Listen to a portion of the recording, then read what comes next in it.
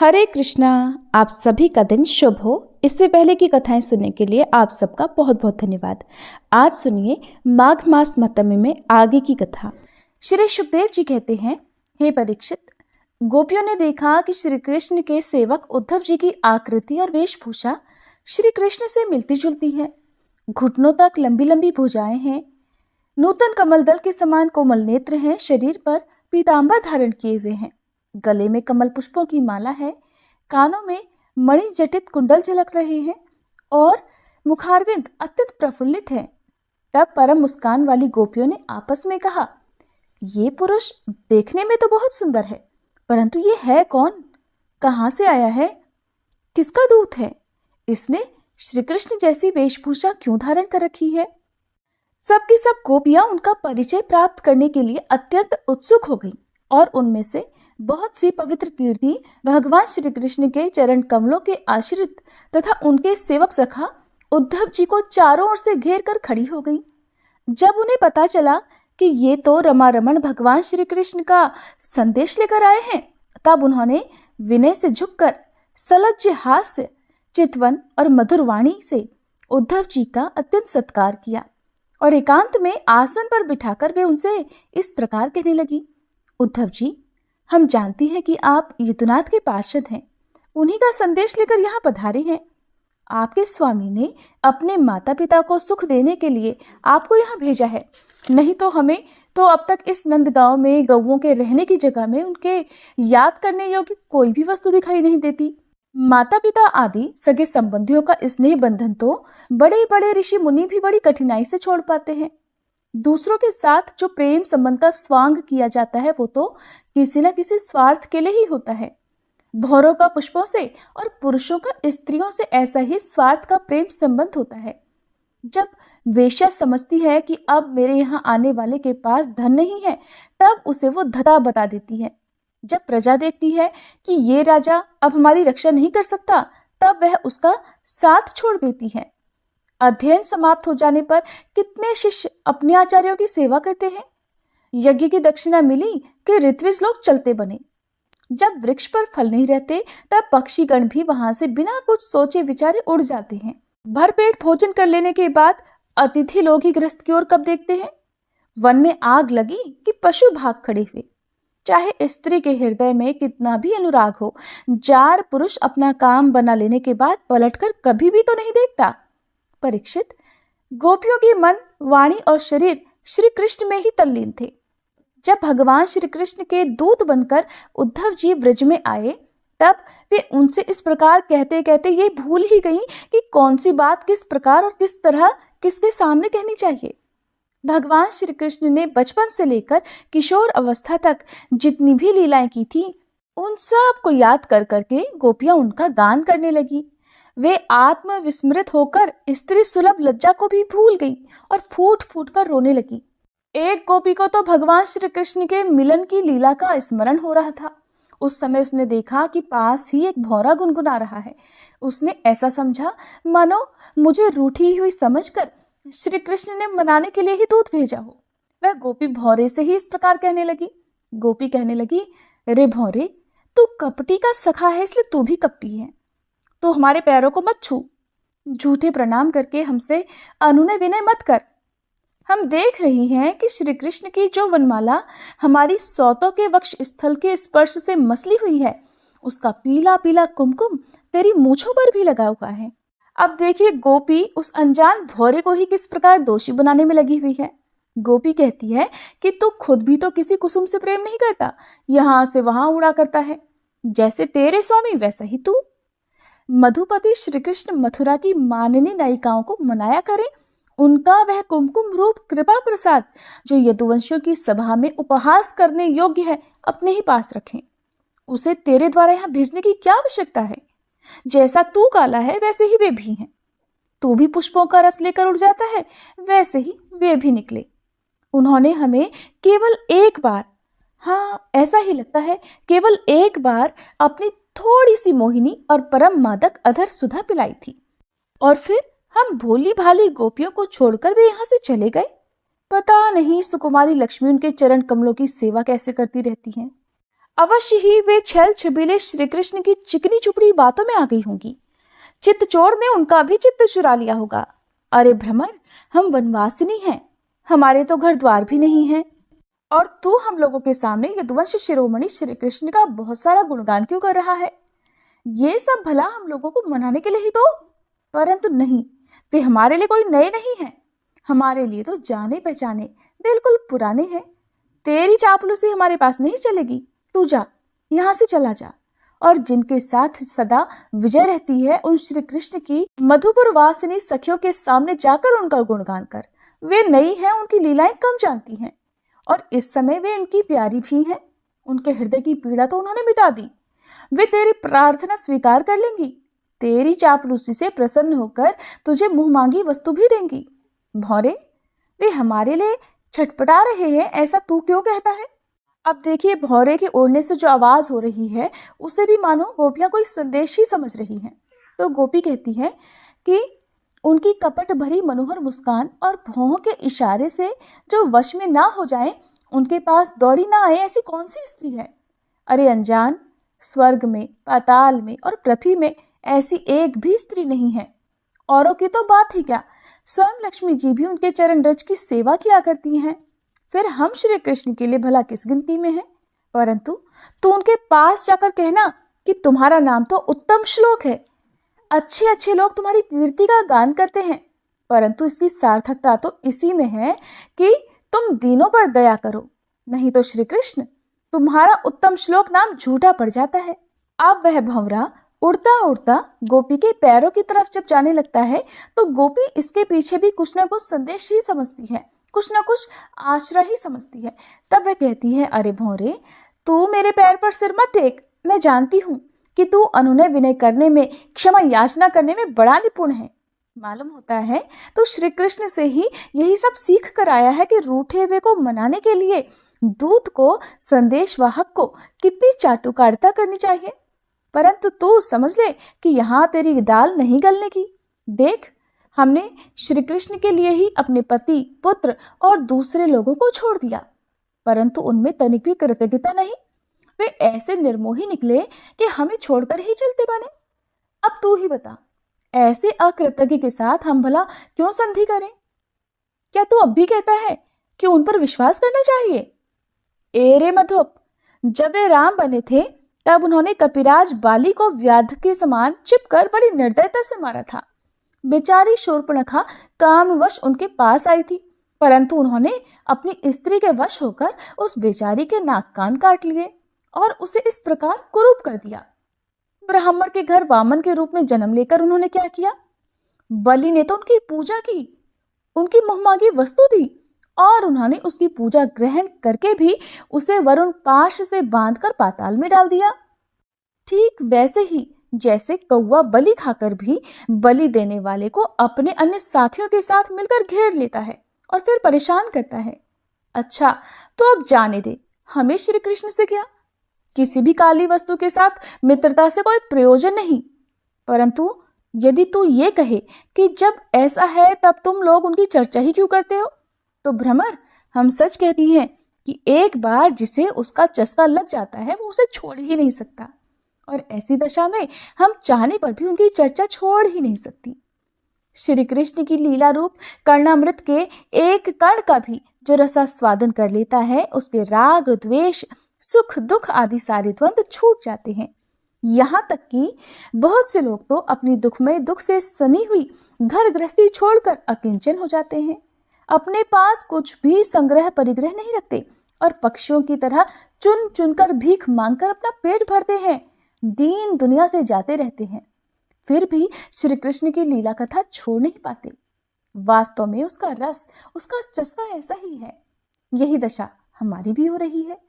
जैसे कृष्णसार मृग की पत्नी भोली भाली हरिणियां व्याध के सुमधुर गान का विश्वास कर लेती हैं और उसके जाल में फंसकर मारी जाती हैं, वैसे ही हम भोली भाली गोपियां भी उस छलिया कृष्ण की कपट भरी मीठी मीठी बातों में आकर उन्हें सत्य के समान मान बैठी और उनके नख स्पर्श से होने वाली काम व्याधि का बार बार अनुभव करती रही। इसलिए श्री कृष्ण के दूत भौरे, अब इस विषय में तू और कुछ भी मत कह। तुझे कहना ही हो तो कोई दूसरी बात कहे। हमारे प्रीतम के प्यारे सखा, लगता है कि तुम एक बार उधर जाकर फिर लौट आए हो। अवश्य ही हमारे प्रीतम ने तुम्हें मनाने के लिए भेजा होगा। प्रिय भ्रमर, तुम सब प्रकार से हमारे माननीय हो। कहो, तुम्हारी क्या इच्छा है? हमसे जो चाहो सो मांग लो। अच्छा, तुम सच बताओ, क्या हमें वहां ले चलना चाहते हो? अजी, उनके पास जाकर लौटना बड़ा कठिन है। हम तो उनके पास जा चुकी हैं, परंतु तुम हमें वहां ले जाकर करोगे क्या? प्यारे भंवर, उनके साथ उनके वक्ष स्थल पर तो उनकी प्यारी पत्नी लक्ष्मी जी सदा रहती है ना, तब भला हमारा निर्वाह वहां कैसे होगा? अच्छा, हमारे प्रीतम के प्यारे दूध मधुकर, हमें ये बतलाओ कि आर्यपुत्र भगवान श्री कृष्ण गुरुकुल से लौटकर मधुपुरी में आप सुख से तो है ना? क्या वे कभी नंद बाबा, यशोदा रानी, यहाँ के घर, सगे संबंधी और ग्वाल बालों को भी याद करते हैं? और क्या हम दासियों की भी कोई बात कभी चलाते हैं क्या? प्यारे भ्रमर, हमें ये भी बतलाओ कि कभी वे अपनी अगर के समान दिव्य सुगंध से युक्त भुजा हमारे सिरों पर रखेंगे? क्या हमारे जीवन में कभी ऐसा शुभ अवसर भी आएगा? श्री सुखदेव जी कहते हैं, परीक्षित, गोपियां भगवान श्री कृष्ण के दर्शन के लिए अत्यंत उत्सुक लालयित हो रही थी, उनके लिए तड़प रही थी। उनकी बातें सुनकर उद्धव जी ने उन्हें उनके प्रीतम का संदेश सुनाकर सांत्वना देते हुए इस प्रकार कहा। उद्धव जी बोले, अहो गोपियों, तुम कृतकृत्य हो, तुम्हारा जीवन सफल है। देवियों, तुम सारे संसार के लिए पूजनीय हो, क्योंकि तुम लोगों ने इस प्रकार भगवान श्री कृष्ण को अपना हृदय, अपना सब कुछ समर्पित कर दिया है। दान, व्रत, तप, होम, जप, वेदाध्ययन, ध्यान, धारणा, समाधि और कल्याण के अन्य विविध साधनों के द्वारा भगवान की भक्ति प्राप्त हो, यही प्रयत्न किया जाता है। ये बड़े सौभाग्य की बात है कि तुम लोगों ने पवित्र कीर्ति भगवान श्री कृष्ण के प्रति वही सर्वोत्तम प्रेम भक्ति प्राप्त की है और उसी का आदर्श स्थापित किया है, जो बड़े बड़े ऋषि मुनियों के लिए भी अत्यंत दुर्लभ है। सचमुच ये कितनी सौभाग्य की बात है कि तुमने अपने पुत्र, पति, देह, स्वजन और घरों को छोड़कर पुरुषोत्तम भगवान श्री कृष्ण को, जो सबके परम पति हैं, पति के रूप में वर्ण किया है। महाभाग्यवती गोपियों, भगवान श्री कृष्ण के वियोग से तुमने उन इंद्रियातीत परमात्मा के प्रति वो भाव प्राप्त कर लिया है जो सभी वस्तुओं के रूप में उनका दर्शन कराता है। तुम लोगों का वह भाव मेरे सामने भी प्रकट हुआ। ये मेरे ऊपर तुम देवियों की बड़ी ही दया है। मैं स्वामी का गुप्त काम करने वाला दूत हूँ। तुम्हारे प्रीतम भगवान श्री कृष्ण ने तुम लोगों को परम सुख देने के लिए ये प्रिय संदेश भेजा है। कल्याणियों, वही लेकर मैं तुम लोगों के पास आया हूँ, अब उसे सुनो। भगवान श्री कृष्ण ने कहा है कि मैं सबका उपादान कारण होने से सबका आत्मा हूँ, सब में अनुगत हूँ, इसलिए मुझसे कभी भी तुम्हारा वियोग नहीं हो सकता। गोपियों, इसमें संदेह नहीं कि मैं तुम्हारे नयनों का ध्रुव तारा हूँ, तुम्हारा जीवन सर्वस्व हूँ, किंतु मैं जो तुमसे इतना दूर रहता हूँ उसका कारण है वो ये कि तुम निरंतर मेरा ध्यान कर सको। शरीर से दूर रहने पर भी मन से तुम मेरी सन्निधि का अनुभव कर सको। अपना मन मेरे पास रखो, क्योंकि स्त्रियों और अन्यान्य प्रेमियों का चित्त अपने परदेसी प्रीतम में जितना निश्चल भाव से लगा रहता है, उतना आंखों के सामने पास रहने वाले प्रीतम में नहीं लगता। अशेष वृत्तियों से रहित संपूर्ण मन मुझ में लगाकर जब तुम लोग मेरा अनुस्मरण करोगी, तब शीघ्र ही सदा के लिए मुझे प्राप्त हो जाओगी। कल्याणियों, जिस समय मैंने वृंदावन में शारदीय पूर्णिमा की रात्रि में रास क्रीड़ा की थी, उस समय जो गोपियां स्वजनों के रोक लेने से व्रज में ही रह गईं, मेरे साथ रास विहार में सम्मिलित नहीं हो सकी, वे मेरी लीलाओं का स्मरण करने से ही मुझे प्राप्त हो गई थी। तुम्हें भी मैं मिलूंगा अवश्य, निराश होने की कोई बात नहीं है। श्री सुखदेव जी कहते हैं, परीक्षित, अपने प्रीतम श्री कृष्ण का ये संदेशा सुनकर गोपियों को बड़ा आनंद हुआ। उनके संदेश से उन्हें श्री कृष्ण के स्वरूप और एक एक लीला की याद आने लगी। प्रेम से भरकर उन्होंने उद्धव जी से कहा, उद्धव जी, ये बड़े सौभाग्य की और आनंद की बात है कि यदुवंशियों को सताने वाला पापी कंस अपने अनुयायियों के साथ मारा गया, और ये भी कम आनंद की बात नहीं है कि श्री कृष्ण के बंधु बांधव और गुरुजनों के सारे मनोरथ पूर्ण हो गए और अब हमारे प्यारे श्याम सुंदर उनके साथ सकुशल निवास कर रहे हैं। किंतु उद्धव जी, एक बात हमें आप बताइए, जिस प्रकार हम अपनी प्रेम भरी लजीली मुस्कान और उन्मुक्त चितवन से उनकी पूजा करती थी और वे भी हमसे प्यार करते थे, उसी प्रकार मथुरा की स्त्रियों से भी वे प्रेम करते हैं या नहीं? तब तक दूसरी गोपी बोल उठी, अरे सखी, हमारे प्यारे श्याम सुंदर तो प्रेम की मोहिनी कला के विशेषज्ञ हैं। सभी श्रेष्ठ स्त्रियां उनसे प्यार करती हैं। फिर भला जब नगर की स्त्रियां उनसे मीठी मीठी बातें करेंगी और हाव भाव से उनकी ओर देखेंगी, तब वे भला उन पर क्यों न रीझेंगे? बाकी गोपियां बोल उठी, साधो, आप ये तो बतलाइए कि जब कभी नागरी नारियों की मंडली में कोई बात चलती है और हमारे प्यारे स्वच्छंद रूप से बिना किसी संकोच के जब प्रेम की बातें करने लगते हैं, तब क्या कभी प्रसंगवश हम गंवार ग्वालिनों को भी याद करते हैं?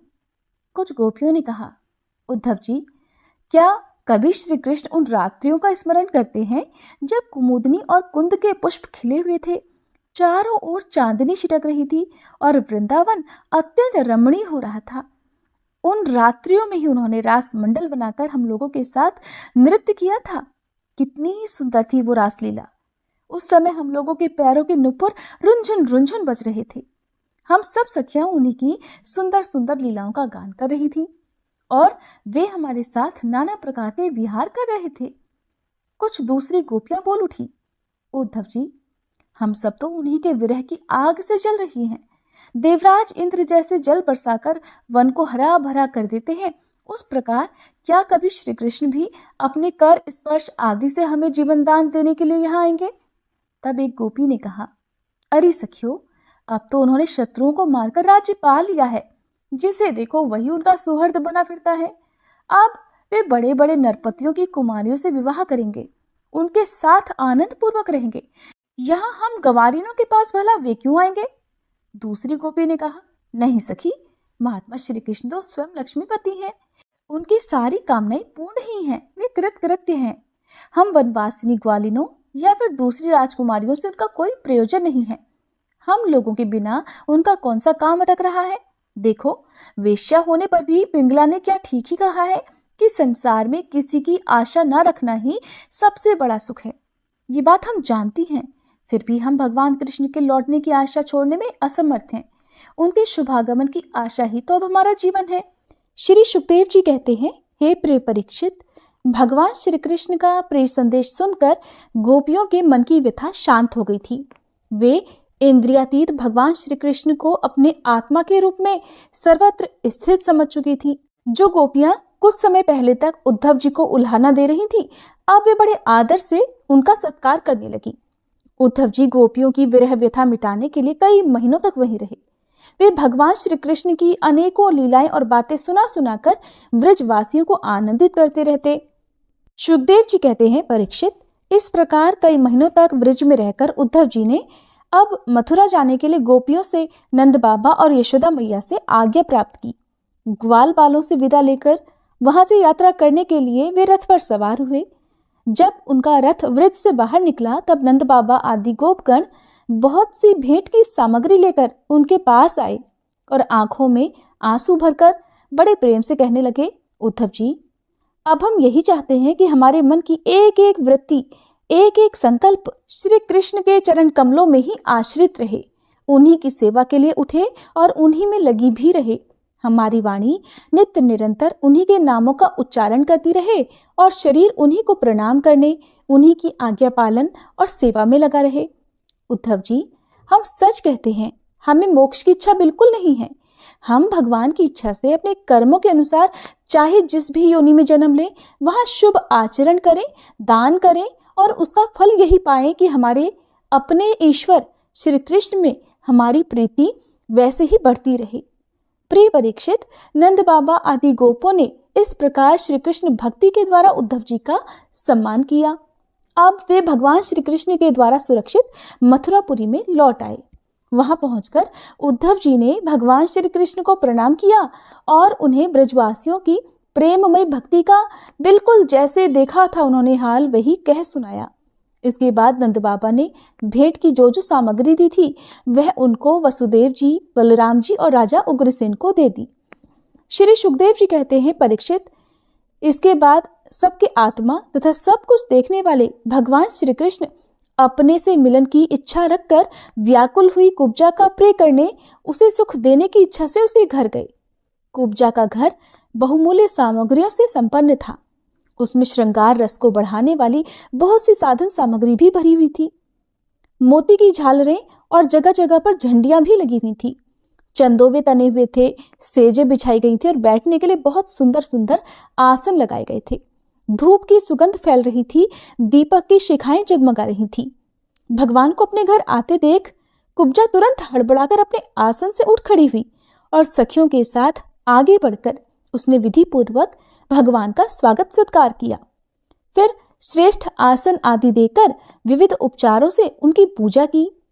कुब्जा ने भगवान के परम भक्त उद्धव जी की भी समुचित रीति से पूजा की, परंतु वे उसके सम्मान के लिए उसका दिया हुआ आसन छूकर धरती पर ही बैठ गए, क्योंकि उन्होंने अपने स्वामी के सामने आसन पर बैठना उचित नहीं समझा। भगवान श्री कृष्ण सच्चिदानंद स्वरूप होने पर भी लोकाचार का अनुकरण करते हुए तुरंत उसकी बहुमूल्य सेज पर जा बैठे।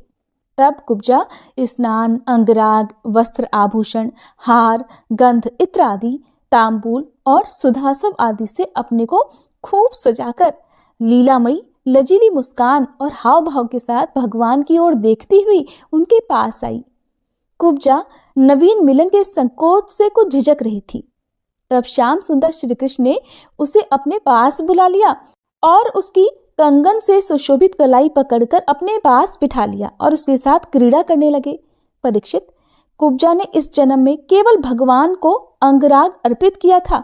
उसी एक शुभ कर्म के फलस्वरूप उसे ऐसा अनुपम अवसर मिल गया। कुब्जा भगवान कृष्ण के चरणों को अपने काम संतप्त हृदय, वक्ष स्थल और नेत्रों पर रखकर उनकी दिव्य सुगंध लेने लगी और इस प्रकार उसने अपने हृदय की सारी आदि व्याधि शांत कर ली। वक्ष स्थल से सटे हुए आनंद मूर्ति प्रीतम श्याम सुंदर का अपनी दोनों भुजाओं से गाढ़ आलिंगन करके कुब्जा ने बहुत लंबे समय से बढ़े हुए विरह ताप को शांत कर लिया। परीक्षित, कुब्जा ने केवल अंगराग समर्पित किया था, उतने से ही उसे उन सर्वशक्तिमान भगवान की प्राप्ति हुई जो कैवल्य मोक्ष के अधीश्वर हैं और जिनको प्राप्त कर पाना बहुत ही कठिन है। परंतु उस दुर्भगा ने उन्हें प्राप्त करके भी ब्रज गोपियों की तरह सेवा ना मांगकर केवल यही मांगा कि प्रीतम, आप कुछ दिन यहीं रहकर मेरे साथ क्रीड़ा कीजिए, क्योंकि हे कमल नयन, मुझसे आपका साथ नहीं छोड़ा जाता। परीक्षित, भगवान श्री कृष्ण तो सबका मान रखने वाले और सर्वेश्वर हैं। उन्होंने अभीष्ट वर देकर कुब्जा की पूजा स्वीकार कर ली और फिर अपने प्यारे भक्त उद्धव जी के साथ अपने सर्व सम्मानित घर पर लौट आए। उसके बाद एक दिन सर्वशक्तिमान भगवान श्री कृष्ण बलराम जी और उद्धव जी के साथ अक्रूर जी की इच्छा पूर्ण करने और उनसे कुछ काम लेने के लिए उनके घर पर गए। अक्रूर जी ने दूर से ही देख लिया था कि हमारे परम बंधु मनुष्य लोक शिरोमणि भगवान श्री कृष्ण और बलराम जी आदि पधार रहे हैं। वे तुरंत उठकर आगे गए और आनंद से भरकर उनका अभिनंदन और आलिंगन किया। अक्रूर जी ने भगवान श्री कृष्ण और बलराम जी को नमस्कार किया तथा उद्धव जी के साथ उन दोनों भाइयों ने भी उन्हें नमस्कार किया। जब सब लोग आराम से आसनों पर बैठ गए, तब अक्रूर जी उन लोगों की विधिवत पूजा करने लगे। श्री सुखदेव जी कहते हैं, परीक्षित भक्त अक्रूर जी ने भगवान श्री कृष्ण की पूजा और स्तुति की। इसके बाद भगवान श्री कृष्ण ने मुस्कुराकर अपनी मधुर वाणी से उन्हें मानो मोहित करते हुए कहा, तात, आप हमारे गुरु, हितोपदेशक और चाचा हैं। हम तो आपके बालक हैं और सदा ही आपकी रक्षा, पालन और कृपा के पात्र हैं। अपना परम कल्याण चाहने वाले मनुष्यों को आप जैसे परम पूजनीय और महाभाग्यवान संतों की सर्वदा सेवा करनी चाहिए। आप जैसे संत तो देवताओं से भी बढ़कर हैं, क्योंकि देवताओं में तो स्वार्थ रहता है, परंतु संतों में नहीं। केवल जल के तीर्थ अर्थात नदी, सरोवर आदि ही तीर्थ नहीं है। केवल मृत्तिका और शिला आदि की बनी हुई मूर्तियां ही देवता नहीं है। चाचा जी, उनकी तो बहुत दिनों तक श्रद्धा से सेवा की जाए तब वे पवित्र करते हैं, परंतु संत पुरुष तो अपने दर्शन मात्र से ही पवित्र कर देते हैं। चाचा जी, आप हमारे हितैषी सुहृदों में सर्वश्रेष्ठ हैं, इसलिए आप पांडवों का हित करने के लिए और उनका कुशल मंगल जानने के लिए हस्तिनापुर जाइए। हमने ऐसा सुना है कि राजा पांडु के मर जाने पर अपनी माता कुंती के साथ युधिष्ठिर आदि पांडव बड़े दुख में पड़ गए थे। अब राजा धृतराष्ट्र उन्हें अपनी राजधानी हस्तिनापुर में ले आए हैं और वे वहीं रहते हैं। आप तो जानते ही हैं कि राजा धृतराष्ट्र एक तो अंधे हैं और दूसरे उनमें मनोबल की भी कमी है। उनका पुत्र दुर्योधन बहुत दुष्ट है और उसके अधीन होने के कारण वे पांडवों के साथ अपने पुत्रों जैसा समान व्यवहार नहीं कर पाते। इसलिए आप वहां जाइए और पता कीजिए कि उनकी स्थिति अच्छी है या बुरी। आपके द्वारा उनका समाचार जानकर मैं ऐसा उपाय करूंगा जिससे उन सुहृदों को सुख मिल सके। सर्वशक्तिमान भगवान श्री कृष्ण अक्रूर जी को इस प्रकार आदेश देकर बलराम जी और उद्धव जी के साथ वहां से अपने घर लौट आए। श्री सुखदेव जी कहते हैं, परीक्षित, भगवान के आज्ञानुसार अक्रूर जी फिर हस्तिनापुर गए।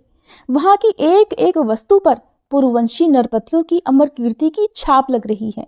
वे वहां पहले धृतराष्ट्र, भीष्म, विदुर, कुंती, बहीक और उनके पुत्र सोमदत्त, द्रोणाचार्य, कृपाचार्य, कर्ण, दुर्योधन, द्रोणपुत्र अश्वत्थामा, युधिष्ठिर आदि 5 पांडव और अन्य इष्ट मित्रों से मिले। जब गांधिनी नंदन अक्रूर जी सब इष्ट मित्रों और संबंधियों से भली भांति मिल चुके, तब उनसे उन लोगों ने अपने मथुरावासी स्वजन संबंधियों की कुशल क्षेम पूछी। उनका उत्तर देकर अक्रूर जी ने भी हस्तिनापुर वासियों के कुशल मंगल के बारे में पूछताछ की। परीक्षित, अक्रूर जी ये जानने के लिए कि धृतराष्ट्र पांडवों के साथ कैसा व्यवहार करते हैं, कुछ महीनों तक वहीं रहे।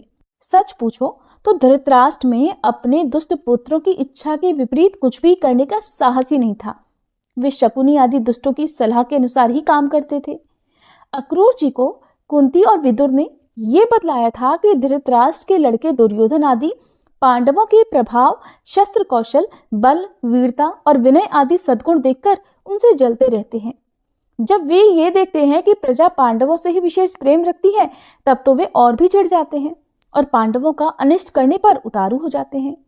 अब तक दुर्योधन आदि धृतराष्ट्र के पुत्रों ने पांडवों पर कई बार विषदान आदि बहुत से अत्याचार किए हैं और आगे भी बहुत कुछ करना चाहते हैं। जब अक्रूर जी कुंती के घर आए, तब वह अपने भाई के पास जा बैठी। अक्रूर जी को देखकर कुंती के मन में अपने मायके की याद जाग उठी। उनकी आंखों में आंसू आ गए। तब उन्होंने कहा, प्यारे भाई, क्या कभी मेरे माँ बाप, भाई बहन, भतीजे, कुल की स्त्रियां और सखी सहेलियां मुझे याद करती हैं? मैंने सुना है कि हमारे भतीजे भगवान श्री कृष्ण और कमल नयन बलराम बड़े ही भक्तवत्सल और शरणागत रक्षक हैं। क्या वे कभी अपने इन फुफेरे भाइयों को भी याद करते हैं? मैं शत्रुओं के बीच में घिरकर शोकाकुल हो रही हूँ। मेरी वही दशा है जैसे कोई हिरनी भेड़िए के बीच में पड़ गई हो। मेरे बच्चे बिना बाप के हो गए हैं। क्या हमारे श्री कृष्ण कभी यहाँ आकर मुझको और इन अनाथ बालकों को सांत्वना देंगे? श्री कृष्ण को अपने सामने समझकर अब कुंती कहने लगी, सच्चिदानंद स्वरूप श्री कृष्ण, तुम महायोगी हो, विश्वात्मा हो और तुम सारे विश्व के जीवनदाता हो। गोविंद, मैं अपने बच्चों के साथ दुख पर दुख भोग रही हूँ। तुम्हारी शरण में आई हूँ। मेरी रक्षा करो गोविंद, मेरे बच्चों को बचाओ। मेरे श्री कृष्ण, ये संसार मृत्युमय है और तुम्हारे चरण मोक्ष देने वाले हैं। मैं देखती हूँ कि जो लोग इस संसार से डरे हुए हैं, उनके लिए तुम्हारे चरण कमलों के अलावा और कोई शरण और कोई सहारा नहीं। श्री कृष्ण, तुम माया के लेश से रहित परम शुद्ध हो। तुम स्वयं पर ब्रह्म परमात्मा हो। समस्त साधनों, योगों और उपायों के स्वामी हो और स्वयं योग भी हो। श्री कृष्ण, मैं तुम्हारी शरण में आई हूँ। तुम तो मेरी रक्षा करो। श्री सुखदेव जी कहते हैं, परीक्षित, तुम्हारी परदादी कुंती इस प्रकार अपने सगे संबंधियों और अंत में जगदीश्वर भगवान श्री कृष्ण को याद करके बहुत दुखी हो गई और फपक फपक कर रोने लगी। अक्रूर जी और विदुर जी दोनों ही सुख और दुख को समान दृष्टि से देखते थे। दोनों यशस्वी महात्माओं ने कुंती को उसके पुत्रों के जन्मदाता धर्म, वायु आदि देवताओं की याद दिलाई और ये कहकर कि तुम्हारे पुत्र अधर्म का नाश करने के लिए ही पैदा हुए हैं, बहुत कुछ समझाया, बुझाया और सांत्वना दी। अक्रूर जी जब मथुरा जाने लगे, तब राजा धृतराष्ट्र के पास आए। अब तक ये स्पष्ट हो चुका था कि राजा अपने पुत्रों का पक्षपात करते हैं और भतीजों के साथ अपने पुत्रों का सब बर्ताव नहीं करते। अब अक्रूर जी ने कौरवों की भरी सभा में श्री कृष्ण और बलराम जी आदि का हितैषिता से भरा हुआ संदेश कह सुनाया। अक्रूर जी कहने लगे, महाराज धृतराष्ट्र जी, आप कुरुवंशियों की उज्जवल कीर्ति को और भी बढ़ाइए। आपको ये काम विशेष रूप से इसलिए भी करना चाहिए कि अपने भाई पांडु के परलोक सिधार जाने पर अब आप राज्य सिंहासन के अधिकारी हुए हैं। आप धर्म से पृथ्वी का पालन कीजिए, अपने सद्व्यवहार से प्रजा को प्रसन्न रखिए और अपने स्वजनों के साथ समान बर्ताव कीजिए। ऐसा करने से ही आपको लोक में यश और परलोक में सद्गति प्राप्त होगी। यदि आप इसके विपरीत आचरण करेंगे तो इस लोक में आपकी निंदा होगी और मरने के बाद आपको नरक में जाना पड़ेगा। इसलिए अपने पुत्रों और पांडवों के साथ समानता का बर्ताव कीजिए। आप जानते ही हैं कि इस संसार में कभी कहीं कोई किसी के साथ सदा नहीं रह सकता। जिनसे जुड़े हुए हैं उनसे एक दिन बिछुड़ना ही पड़ेगा। राजन, ये बात अपने शरीर के लिए भी 16 आने सत्य है। फिर स्त्री, पुत्र, धन आदि को छोड़कर जाना पड़ेगा, इस बारे में तो कहना ही क्या है। जीव अकेला ही पैदा होता है और अकेला ही मरकर जाता है। अपनी करनी धरनी का, पाप पुण्य का फल भी अकेला ही भोगता है। जिन स्त्री पुत्रों को हम अपना समझते हैं वे तो हम तुम्हारे अपने हैं, हमारा भरण पोषण करना तुम्हारा धर्म है। इस प्रकार की बातें बनाकर मूर्ख प्राणी के अधर्म से इकट्ठे किए हुए धन को लूट लेते हैं। ठीक वैसे ही जैसे जल में रहने वाले जंतुओं के सर्वस्व जल को उन्हीं के संबंधी चाट जाते हैं। ये मूर्ख जीव जिन्हें अपना समझकर अधर्म करके भी पालता पोसता है, वे ही प्राण, धन और पुत्र आदि इस जीव को असंतुष्ट ही छोड़कर चले जाते हैं। जो अपने धर्म से विमुख है, सच पूछिए तो वह अपना लौकिक स्वार्थ भी नहीं जानता। जिनके लिए वह अधर्म करता है वे तो उसे छोड़ ही देंगे, उसे कभी संतोष का अनुभव नहीं होगा और वह अपने पापों की गठरी सिर पर लादकर स्वयं घोर नरक में जाएगा। इसलिए महाराज, ये बात समझ लीजिए कि ये दुनिया 4 दिन की चांदनी है, सपने का खिलवाड़ है, जादू का तमाशा है और मनोरंजन मात्र है। आप अपने प्रयास से, अपनी शक्ति से चित्त को रोकिए, ममतावश पक्षपात मत कीजिए। आप समर्थ हैं, समत्व में स्थित हो जाइए महाराज, और इस संसार की ओर से उपराम शांत हो जाइए। तब धृतराष्ट्र ने कहा, दानपते अक्रूर जी, आप मेरे कल्याण की, भले की बात कर रहे हैं। जैसे मरने वाले को अमृत मिल जाए तो वह उससे तृप्त नहीं हो सकता, वैसे ही मैं भी आपकी इन बातों से तृप्त नहीं हो रहा हूँ। फिर भी हमारे हितैषी अक्रूर जी, मेरे चंचल चित्त में आपकी यह प्रेत शिक्षा तनिक भी नहीं ठहर रही, क्योंकि मेरा हृदय पुत्रों की ममता के कारण अत्यंत विषम हो गया है। जैसे स्फटिक पर्वत के शिखर पर एक बार बिजली कौंधती है और दूसरे ही क्षण गायब हो जाती है, ठीक वही दशा आपके उपदेशों की है। अक्रूर जी, सुना है कि सर्वशक्तिमान भगवान पृथ्वी का भार उतारने के लिए यदुकुल में अवतरित हुए हैं। ऐसा कौन पुरुष है जो उनके विधान में उलट फेर कर सके? उनकी जैसी इच्छा होगी वही होगा। भगवान की माया का मार्ग अचिंत्य है। उसी माया के द्वारा इस संसार की सृष्टि करके वे इसमें प्रवेश करते हैं और कर्म तथा कर्म फलों को बांट देते हैं। इस संसार चक्र की बेरोक टोक चाल में उनकी अचिंत लीला शक्ति के अलावा और कोई कारण नहीं है। मैं उन्हीं परम ऐश्वर्य शक्तिशाली प्रभु को नमस्कार करता हूँ। श्री सुखदेव जी कहते हैं, इस प्रकार अक्रूर जी महाराज धृतराष्ट्र का अभिप्राय जानकर और कुरुवंशी स्वजन संबंधियों से प्रेम पूर्वक अनुमति लेकर मथुरा लौट आए। परीक्षित, उन्होंने वहां भगवान श्री कृष्ण और बलराम जी के सामने धृतराष्ट्र का वह सारा व्यवहार बर्ताव जो वे पांडवों के साथ करते थे कह सुनाया, क्योंकि उनको हस्तिनापुर भेजने का वास्तव में उद्देश्य भी यही था। श्री सुखदेव जी कहते हैं, भरतवंशी शिरोमणि परीक्षित, कंस की 2 रानियां थीं, अस्ति और प्राप्ति। पति की मृत्यु से उन्हें बड़ा दुख हुआ और फिर वे अपने पिता की राजधानी में चली गईं। उन दोनों का पिता था मगधराज जरासंध। उससे उन्होंने बड़े दुख के साथ अपने विधवा होने के कारणों का वर्णन किया। परीक्षित, ये अप्रिय समाचार सुनकर पहले तो जरासंध को बहुत दुख हुआ, शोक हुआ, परंतु फिर वह क्रोध से तिलमिला उठा।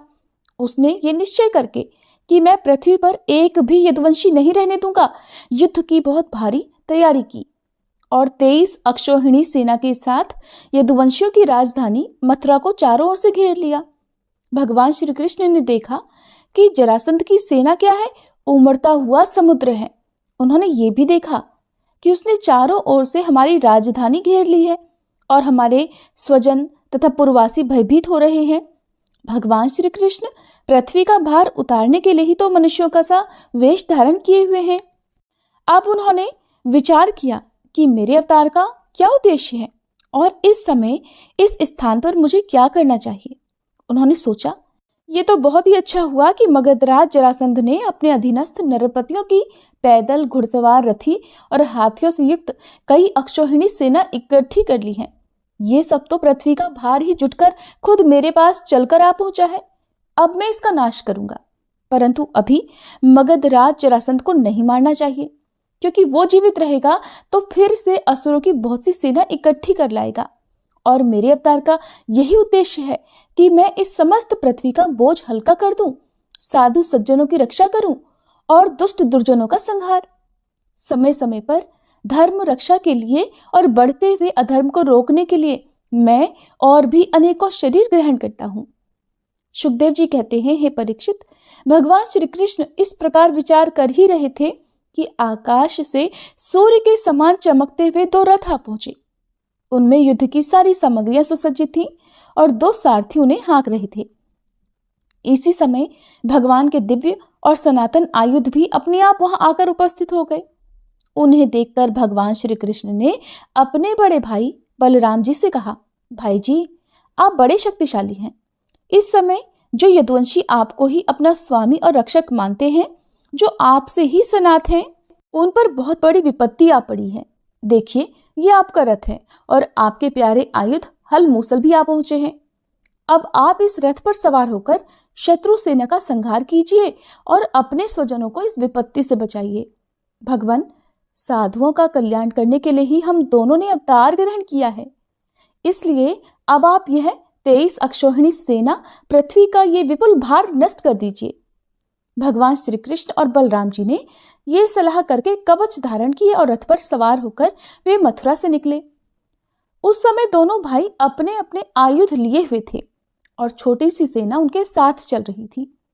श्री कृष्ण का रथ हाँक रहा था दारुक। पुरी से बाहर निकलकर उन्होंने अपना 5 जन्य शंख बजाया। उनके शंख की भयंकर ध्वनि सुनकर शत्रु पक्ष की सेना के वीरों का हृदय डर के मारे थर्रा उठा। उन्हें देखकर मगधराज जरासंध ने कहा, पुरुषोत्तम कृष्ण, तू तो अभी निरप बच्चा है। अकेले तेरे साथ लड़ने में मुझे लज्जा लग रही है। इतने दिनों तक तू न जाने कहां कहां छिपा फिरता था।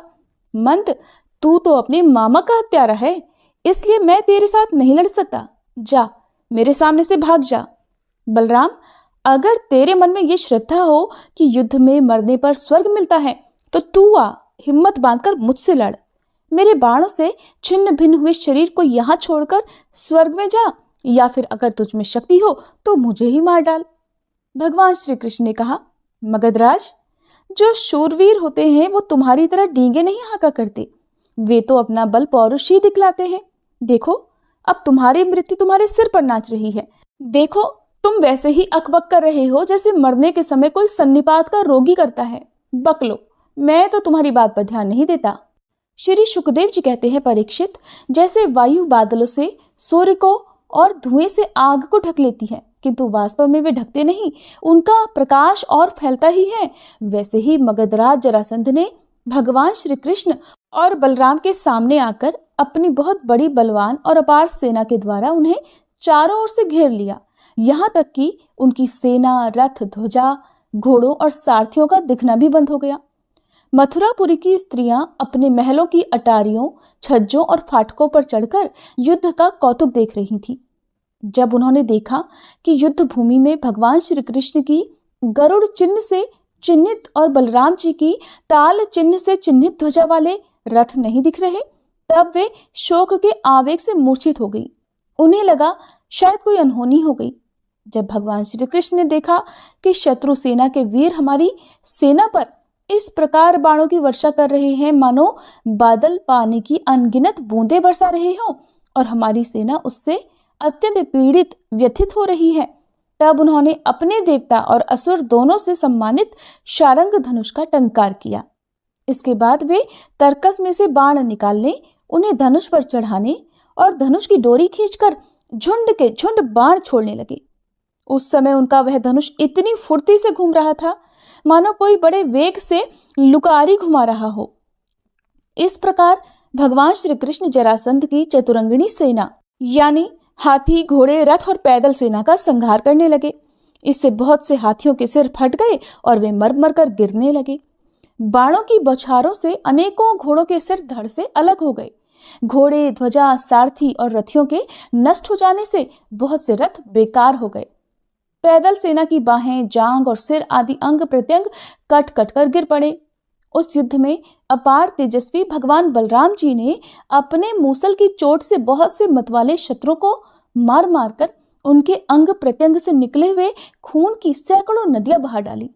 कहीं मनुष्य कट रहे हैं तो कहीं हाथी और घोड़े छटपटा रहे हैं। उन नदियों में मनुष्यों की भुजाएं सांप के समान लग रही थी और सिर इस प्रकार लग रहे थे मानो कछुओं की भीड़ लग गई हो। मरे हुए हाथी द्वीप जैसे और घोड़े ग्राहों के समान जान पड़ते थे। हाथ और जांघें मछलियों की तरह, मनुष्यों के केश सेवार के समान, धनुष तरंगों की तरह और अस्त्र शस्त्र लता और तिनकों के समान जान पड़ते। ढाले ऐसी लगती मानो भयंकर भंवर हो। बहुमूल्य मणियां और आभूषण पत्थर के रोड़ों और कंकड़ों के समान बहे जा रहे थे। उन नदियों को देखकर कायर पुरुष डर रहे थे और वीरों का आपस में खूब उत्साह बढ़ रहा था। परीक्षित, जरासंध की वह सेना समुद्र के समान दुर्गम, भयावह और बड़ी कठिनाई से जीतने योग्य थी, परंतु भगवान श्री कृष्ण और बलराम जी ने थोड़े ही समय में उसे नष्ट कर डाला। वे सारे जगत के स्वामी हैं, उनके लिए एक सेना का नाश कर देना केवल खिलवाड़ ही तो है। परीक्षित, भगवान के गुण अनंत हैं। वे खेल खेल में ही तीनों लोकों की उत्पत्ति, स्थिति और संहार करते हैं। उनके लिए ये कोई बड़ी बात नहीं कि वे शत्रुओं की सेना का इस प्रकार बात ही बातों में सत्यानाश कर दें। फिर भी जब वे मनुष्यों का सा वेश धारण करके मनुष्यों की सी लीला करते हैं, तब उसका भी वर्णन किया ही जाता है। इस प्रकार जरासंध की सारी सेना मारी गई, रथ भी टूट गया, शरीर में केवल प्राण बाकी रहे। तब भगवान श्री बलराम जी ने जैसे एक सिंह दूसरे सिंह को पकड़ लेता है, वैसे ही बलपूर्वक महाबली जरासंध को पकड़ लिया। जरासंध ने पहले बहुत से विपक्षी नरपतियों का वध किया था, किंतु आज उसे बलराम जी वरुण की फांसी और मनुष्यों के फंदे से बांध रहे थे। भगवान श्री कृष्ण ने यह सोचकर कि ये छोड़ दिया जाएगा तो और भी सेना इकट्ठी करके लाएगा और हम सहज ही पृथ्वी का भार उतार लेंगे, बलराम जी को रोक दिया। बड़े बड़े शूरवीर जरासंध का सम्मान करते थे, इसलिए उसे इस बात पर बड़ी लज्जा महसूस हुई कि मुझे श्री कृष्ण और बलराम ने दया करके दीनों की तरह छोड़ दिया है। अब उसने तपस्या करने का निश्चय किया, परंतु रास्ते में उसके साथी नरपतियों ने बहुत समझाया कि राजन, ये दुवंशियों में क्या रखा है, वे आपको बिल्कुल ही पराजित नहीं कर सकते थे। उन लोगों ने भगवान की इच्छा, फिर विजय प्राप्त करने की आशा आदि बतलाकर तथा लौकिक दृष्टांत और युक्तियां दे देकर जरासंध को यह बात समझा दी कि आपको तपस्या नहीं करनी चाहिए। परीक्षित, उस समय मगधराज जरासंध की सारी सेना मर चुकी थी। भगवान बलराम जी ने उपेक्षा पूर्वक उसे छोड़ दिया। इससे वह बहुत उदास होकर अपने देश मगध को चला गया। श्री शुकदेव जी कहते हैं, परीक्षित, भगवान श्री कृष्ण की सेना में इधर किसी का भी बाल तक बांका नहीं हुआ था और उन्होंने जरासंध की 23 अक्षौहिणी सेना पर, जो समुद्र के समान थी, सहज ही विजय प्राप्त कर ली। उस समय बड़े बड़े देवता उन पर नंदन वन के पुष्पों की वर्षा और उनके इस महान कार्य का अनुमोदन प्रशंसा कर रहे थे। जरासंध की सेना के पराजय से मथुरावासी भय रहित हो गए थे और भगवान श्री कृष्ण की विजय से उनका हृदय आनंद से भर रहा था। भगवान श्री कृष्ण आकर उनमें मिल गए। सूत, मागध और बंदीजन उनकी विजय के गीत गा रहे थे। जिस समय भगवान श्री कृष्ण ने नगर में प्रवेश किया, उस समय वहां शंख, नगाड़े, भेरी, तुरही, वीणा, बांसुरी और मृदंग आदि बाजे बजने लगे थे। मथुरा की एक एक सड़क और गली में छिड़काव कर दिया गया था। चारों ओर हंसते खेलते नागरिकों की चहल पहल थी। सारा नगर छोटी छोटी झंडियों और बड़ी बड़ी विजय पताकाओं से सजा दिया गया था। ब्राह्मणों की वेद ध्वनि गूंज रही थी और सब ओर से आनंदोत्सव के सूचक बंधनवार बांध दिए गए थे। जिस समय श्री कृष्ण नगर में प्रवेश कर रहे थे, उस समय नगर की स्त्रियां प्रेम और उत्कंठा से भरे हुए नेत्रों से उन्हें स्नेहपूर्वक निहार रही थी और फूलों के हार, दही, अक्षत और जौ आदि के अंकुरों की उनके ऊपर वर्षा कर रही थी। भगवान श्री कृष्ण रणभूमि से अपार धन और वीरों के आभूषण लेकर आए थे। वह सब उन्होंने यदुवंशियों के राजा उग्रसेन के पास भिजवा दिया। परीक्षित, इस प्रकार 17 बार 23 अक्षौहिणी सेना इकट्ठी करके मगधराज जरासंध ने भगवान श्री कृष्ण द्वारा सुरक्षित यदुवंशियों से युद्ध किया, किंतु यादवों ने भगवान श्री कृष्ण की शक्ति से हर बार उसकी सारी सेना नष्ट कर दी। जब सारी सेना नष्ट हो जाती तब यदुवंशियों के उपेक्षा पूर्वक छोड़ देने पर जरासंध अपनी राजधानी में लौट जाता। जिस समय 18वां युद्ध छिड़ने ही वाला था, 18वां संग्राम छिड़ने ही वाला था, उसी समय नारद जी का भेजा हुआ वीर काल यवन दिखाई पड़ा। काल यवन के सामने खड़ा होने वाला वीर संसार में दूसरा कोई नहीं था। उसने जब ये सुना कि यदुवंशी हमारे ही जैसे बलवान हैं और हमारा सामना कर सकते हैं, तब 3 करोड़ म्लेच्छों की सेना लेकर उसने मथुरा को घेर लिया। कालयवन की यह असमय चढ़ाई देखकर भगवान श्री कृष्ण ने बलराम जी के साथ मिलकर विचार किया, अहो, इस समय तो यदुवंशियों पर जरासंध और कालयवन ये दो विपत्तियां एक साथ ही मंडरा रही है। आज इस परम बलशाली यवन ने हमें आकर घेर लिया है और जरासंध भी आज कल या परसों में आ ही जाएगा। अगर हम दोनों भाई इसके साथ साथ लड़ने में लग गए और उसी समय जरासंध आ पहुंचा, तब तो वह हमारे बंधुओं को मार डालेगा या तो कैद करके अपने नगर में ले जाएगा, क्योंकि वो तो बहुत बलवान है। इसलिए आज हम लोग एक ऐसा दुर्ग, ऐसा किला बनाएंगे जिसमें किसी भी मनुष्य का प्रवेश करना अत्यंत कठिन होगा। अपने स्वजन संबंधियों को उसी किले में पहुंचाकर फिर इस यवन का वध करेंगे। बलराम जी से इस प्रकार सलाह करके भगवान श्री कृष्ण ने समुद्र के भीतर एक ऐसा दुर्गम नगर बनवाया जिसमें सभी वस्तुएं अद्भुत थीं और उस नगर की लंबाई चौड़ाई 48 कोस की थी। उस नगर की एक एक वस्तु में विश्वकर्मा जी का विज्ञान अर्थात वास्तु विज्ञान और शिल्प कला की निपुणता प्रकट होती थी। उसमें वास्तु शास्त्र के अनुसार बड़ी बड़ी सड़कों, चौराहों और गलियों का यथास्थान ठीक ठीक विभाजन किया गया था। वह नगर ऐसे सुंदर सुंदर उद्यानों और तरह तरह के उपवनों से युक्त था जिनमें देवताओं के वृक्ष और लताएं लहलाती थी। सोने के इतने ऊंचे ऊंचे शिखर थे जो आकाश से बातें करते थे। स्फटिक मणि की अटारियां और ऊंचे ऊंचे दरवाजे बड़े ही सुंदर लगते थे। अन्न रखने के लिए चांदी और पीतल के बहुत से कोठे बने हुए थे। वहां के महल सोने के बने हुए थे और उन पर कामदार सोने के कलश सजे हुए थे। उनके शिखर रत्नों के थे और गच पन्ने की बनी हुई बहुत भली मालूम लगती थी। उसके अलावा उस नगर में वास्तु देवता के मंदिर और छज्जे भी बहुत सुंदर सुंदर बने हुए थे। उसमें चारों वर्ण के लोग निवास करते थे और सबके बीच में यदुवंशियों के प्रधान उग्रसेन जी, वसुदेव जी, बलराम जी और भगवान श्री कृष्ण के महल जगमगा रहे थे। परीक्षित, उस समय देवराज इंद्र ने भगवान श्री कृष्ण के लिए पारिजात वृक्ष और सुधर्मा सभा को भेज दिया। वह सभा ऐसी दिव्य थी कि उसमें बैठे हुए मनुष्य को भूख प्यास आदि मर्त्यलोक के धर्म छू नहीं पाते थे। वरुण जी ने ऐसे बहुत से श्वेत घोड़े भेज दिए जिनका एक एक कान श्याम वर्ण का था, जिनकी चाल मन के समान तेज थी।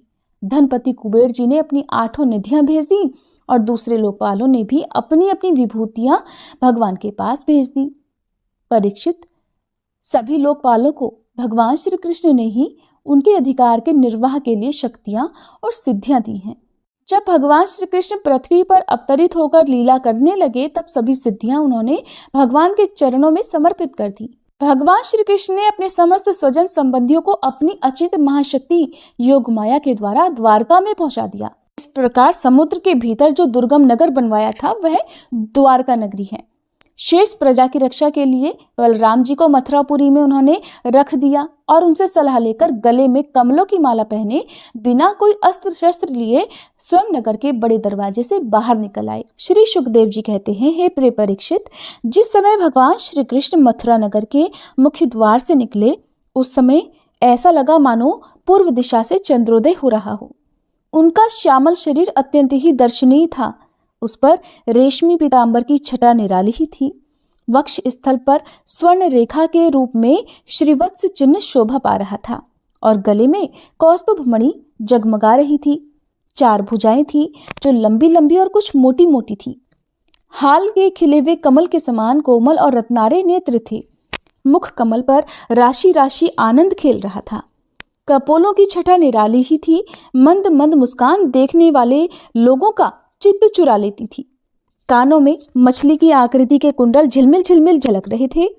उन्हें देखकर काल यवन ने निश्चय किया कि निश्चय ही यही वासुदेव है, क्योंकि नारद जी ने जो जो लक्षण बतलाए थे, वक्ष स्थल पर श्रीवत्स का चिन्ह, 4 भुजाएं, कमल के से नेत्र, गले में वनमाला और सुंदरता की सीमा, वे सब तो इसमें ही मिल रहे हैं। इसलिए ये कोई दूसरा नहीं हो सकता। इस समय ये बिना किसी अस्त्र शस्त्र के पैदल ही इस ओर चला रहा है, इसलिए मैं भी इसके साथ बिना अस्त्र शस्त्र के ही लड़ूंगा। ऐसा निश्चय करके जब काल यवन भगवान श्री कृष्ण की ओर दौड़ा, तब वे दूसरी ओर मुंह करके रणभूमि से भाग चले और उन योगी दुर्लभ प्रभु को पकड़ने के लिए काल यवन उनके पीछे पीछे दौड़ने लगा। रण छोड़ भगवान लीला करते हुए भाग रहे थे और काल यवन पग पग पर यही समझता था कि अब पकड़ा तब पकड़ा। इस प्रकार भगवान उसे बहुत दूर एक पहाड़ की गुफा में ले गए। काल यवन पीछे से बार बार आक्षेप करता कि अरे भाई, तुम तो परम यशस्वी यदुवंश में पैदा हुए हो, तुम्हारा इस प्रकार युद्ध छोड़कर भागना उचित नहीं है। परंतु अभी उसके अशुभ निश्चेष नहीं हुए थे, इसलिए वह भगवान को पाने में समर्थ नहीं हो सका। उसके आक्षेप करते रहने पर भी भगवान उस पर्वत की गुफा में घुस गए। उनके पीछे पीछे काल यवन भी घुसा। वहां उसने एक दूसरे ही मनुष्य को सोते हुए देखा।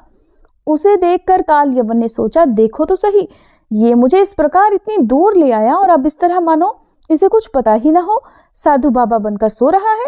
ये सोचकर उस मूर्ख ने उसे कसकर एक लात मारी। वह पुरुष वहां बहुत दिनों से सोया हुआ था। पैरों की ठोकर लगने से वह उठ खड़ा हुआ और धीरे धीरे उसने अपनी आंखें खोली। इधर उधर देखने पर पास ही काल यवन खड़ा हुआ दिखाई दिया। परीक्षित, वह पुरुष इस प्रकार ठोकर मारकर जगाए जाने से कुछ रुष्ट हो गया था। उसकी दृष्टि पड़ते ही काल यवन के शरीर में आग पैदा हो गई और वह क्षण भर में ही जलकर राख का ढेर हो गया। राजा परीक्षित ने पूछा, भगवन, जिसके देखने मात्र से ही काल यवन जलकर भस्म हो गया, वह पुरुष कौन था? किस वंश का था? उसमें कैसी शक्ति थी और वह किसका पुत्र था? आप कृपा करके ये भी बतलाइए कि वह पर्वत की गुफा में जाकर क्यों सो रहा था? श्री सुखदेव जी कहते हैं, परीक्षित, वे इक्ष्वाकु वंशी महाराज मांधाता के पुत्र राजा मुचुकुंद थे। वे ब्राह्मणों के परम भक्त, सत्य प्रतिज्ञ, संग्राम विजय और महापुरुष थे। उन्होंने अपनी रक्षा के लिए राजा मुचुकुंद से प्रार्थना की और उन्होंने बहुत दिनों तक उनकी रक्षा की। जब बहुत दिनों के बाद देवताओं को सेनापति के रूप में स्वामी कार्तिकेय मिल गए, तब उन लोगों ने राजा मुचुकुंद से कहा, राजन, आपने हम लोगों की रक्षा के लिए बहुत श्रम और कष्ट उठाया है, अब आप विश्राम कीजिए। हे वीर शिरोमणि, आपने हमारी रक्षा के लिए मनुष्य लोक का अपना अकंटक राज्य छोड़ दिया और जीवन की इच्छाएं तथा भोगों का भी परित्याग कर दिया। अब आपके पुत्र, रानियां, बंधु बांधव, अमात्य मंत्री और आपके समय की प्रजा में से कोई भी नहीं है। सब के सब काल के गाल में चले गए। काल समस्त बलवानों से भी बलवान है। वह स्वयं परम समर्थ, अविनाशी और भगवत स्वरूप ही है। जैसे ग्वाले पशुओं को अपने वश में रखते हैं, वैसे ही वह खेल खेल में सारी प्रजा को अपने अधीन रखता है। राजन, आपका कल्याण हो। आपकी जो इच्छा हो हमसे मांग लीजिए।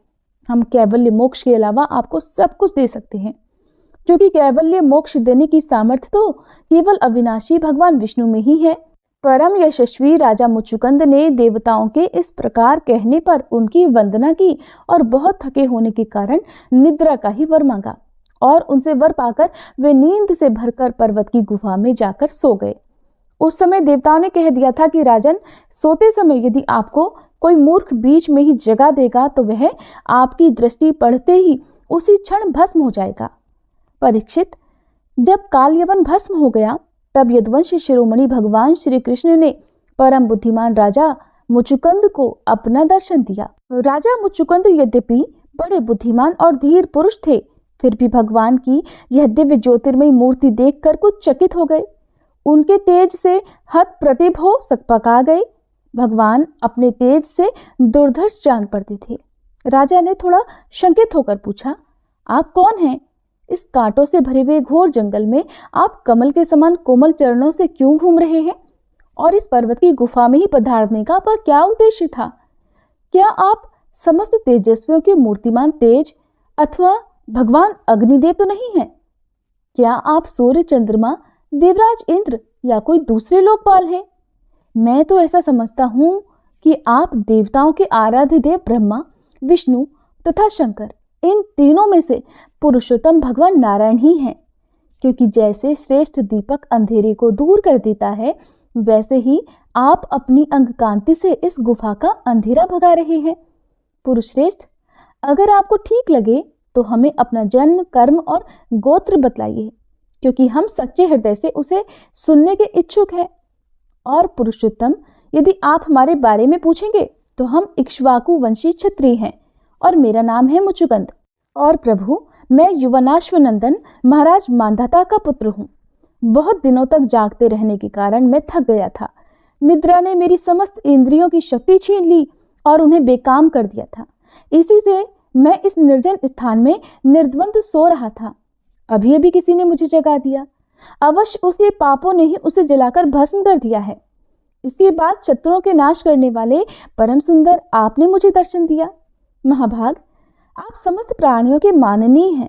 आपके परम दिव्य और असह्य तेज से मेरी शक्ति खो गई है। मैं आपको बहुत देर तक देख भी नहीं सकता। जब राजा मुचुकुंद ने इस प्रकार कहा, तब समस्त प्राणियों के जीवनदाता भगवान श्री कृष्ण ने हंसते हुए मेघ ध्वनि के समान गंभीर वाणी से कहा, प्रिय मुचुकुंद, मेरे हजारों जन्म, कर्म और नाम हैं। वे अनंत हैं, इसलिए मैं भी उनकी गिनती करके नहीं बतला सकता। ये संभव है कि कोई पुरुष अपने अनेक जन्मों में पृथ्वी के छोटे छोटे धूल कणों की गिनती कर डाले, परंतु मेरे जन्म, गुण, कर्म और नामों की कभी भी कोई किसी प्रकार गिनती नहीं कर सकता। राजन, सनक, सनंदन आदि परम ऋषिगण मेरे त्रिकाल सिद्ध जन्म और कर्मों का वर्णन करते रहते हैं, परंतु कभी उनका पार नहीं पाते। प्रिय मुचुकुंद, ऐसा होने पर भी मैं अपने वर्तमान जन्म, कर्म और नामों का वर्णन करता हूँ। सुनो। पहले ब्रह्मा जी ने मुझसे धर्म की रक्षा और पृथ्वी के भार बने हुए असुरों का संहार करने के लिए प्रार्थना की थी। उन्हीं की प्रार्थना से मैंने यदुवंश में वसुदेव जी के यहाँ अवतार ग्रहण किया है। अब मैं वसुदेव जी का पुत्र हूँ, इसलिए लोग मुझे वासुदेव कहते हैं। अब तक मैं कालनेमी असुर का, जो कंस के रूप में पैदा हुआ था, और प्रलंब आदि अनेकों साधुद्रोही असुरों का संहार कर चुका हूँ। राजन, ये काल यवन था जो मेरी ही प्रेरणा से तुम्हारी तीक्ष्ण दृष्टि पड़ते ही भस्म हो गया है। वही मैं तुम पर कृपा करने के लिए ही इस गुफा में आया हुआ हूँ। तुमने पहले मेरी बहुत आराधना की है और मैं हूँ ही भक्तवत्सल, इसलिए राजर्षि, तुम्हारी जो इच्छा हो मुझसे मांग लो। मैं तुम्हारी सारी लालसा, अभिलाषाएं पूर्ण कर दूंगा। जो पुरुष मेरी शरण में आ जाता है, उसके लिए फिर ऐसी कोई वस्तु नहीं रह जाती जिसके लिए वह शोक करे। श्री सुखदेव जी कहते हैं, जब भगवान श्री कृष्ण ने इस प्रकार कहा, तब राजा मुचुकुंद को वृद्ध गर्ग मुनि का वह कथन याद आ गया कि यदुवंश में भगवान अवतरित होने वाले हैं। वे जान गए कि वे स्वयं भगवान नारायण हैं। आनंद से भरकर उन्होंने भगवान के चरणों में प्रणाम करके फिर स्तुति की। तब भगवान श्री कृष्ण कहने लगे, सार्वभौम महाराज, तुम्हारी मति, तुम्हारा निश्चय बड़ा ही पवित्र और ऊंची कोटि का है। यद्यपि मैंने तुम्हें बार बार वर देने का प्रलोभन दिया, फिर भी तुम्हारी बुद्धि कामनाओं के अधीन नहीं हुई। मैंने तुम्हें जो वर देने का प्रलोभन दिया, वह केवल तुम्हारी सावधानी की परीक्षा के लिए ही था। मेरे जो अनन्य भक्त होते हैं, उनकी बुद्धि कभी कामनाओं से इधर उधर नहीं भटकती है। जो लोग मेरे भक्त नहीं होते, वे चाहे प्राणायाम आदि के द्वारा अपने मन को वश में करने का कितना ही प्रयास क्यों न करें, उनकी वासनाएं क्षीर्ण नहीं होती और राजन, उनका मन फिर से विषयों के लिए मचल पड़ता है। तुम अपने मन और सारे मनोभावों को मुझे समर्पित कर दो, मुझ में लगा दो और फिर स्वच्छंद रूप से पृथ्वी पर विचरण करो। मुझ में तुम्हारी विषय वासना शून्य निर्मल भक्ति सदा बनी रहेगी। तुमने क्षत्रिय धर्म का आचरण करते समय शिकार आदि के अवसरों पर बहुत से पशुओं का वध किया है। अब एकाग्र चित्त से मेरी उपासना करते हुए तपस्या के द्वारा उस पाप को धो डालो। राजन, अगले जन्म में तुम ब्राह्मण बनोगे और समस्त प्राणियों के सच्चे हितैषी परम सुहृद हो जाओगे और फिर मुझ विशुद्ध विज्ञान घन परमात्मा को प्राप्त करोगे। श्री शुकदेव जी कहते हैं, परीक्षित, भगवान श्री कृष्ण ने इस प्रकार इक्ष्वाकु नंदन राजा मुचुकुंद पर अनुग्रह किया, उन पर कृपा की। अब उन्होंने भगवान की परिक्रमा की, उन्हें नमस्कार किया और गुफा से बाहर निकले। उन्होंने बाहर आकर देखा कि सब के सब मनुष्य, पशु, लता और वृक्ष, वनस्पति पहले की अपेक्षा बहुत छोटे छोटे आकार के हो गए हैं। इससे ये जानकर कि कलयुग आ गया है, वे उत्तर दिशा की ओर चल पड़े। महाराज मुचुकुंद तपस्या, श्रद्धा, धैर्य तथा अनासक्ति से युक्त और संशय संदेह से मुक्त थे। वे अपना चित्त भगवान श्री कृष्ण में लगाकर गंधमादन पर्वत पर जा पहुंचे। भगवान नर नारायण के नित्य निवास स्थान बद्रिकाश्रम में जाकर बड़े शांत भाव से गर्मी, सर्दी आदि द्वंद सहते हुए वे तपस्या के द्वारा भगवान की आराधना करने लगे। इधर भगवान श्री कृष्ण मथुरापुरी में लौट आए। अब तक काल यवन की सेना ने उसे घेर रखा था। अब उन्होंने म्लेच्छों की सेना का संहार किया और उसका सारा धन छीनकर द्वारका को ले चले।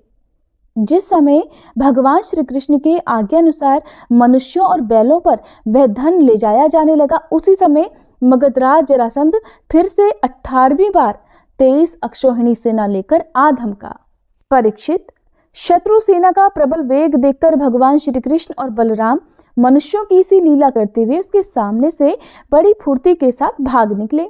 उनके मन में बिल्कुल भी भय नहीं था, फिर भी मानो वो बहुत ज्यादा भयभीत हो गए हों।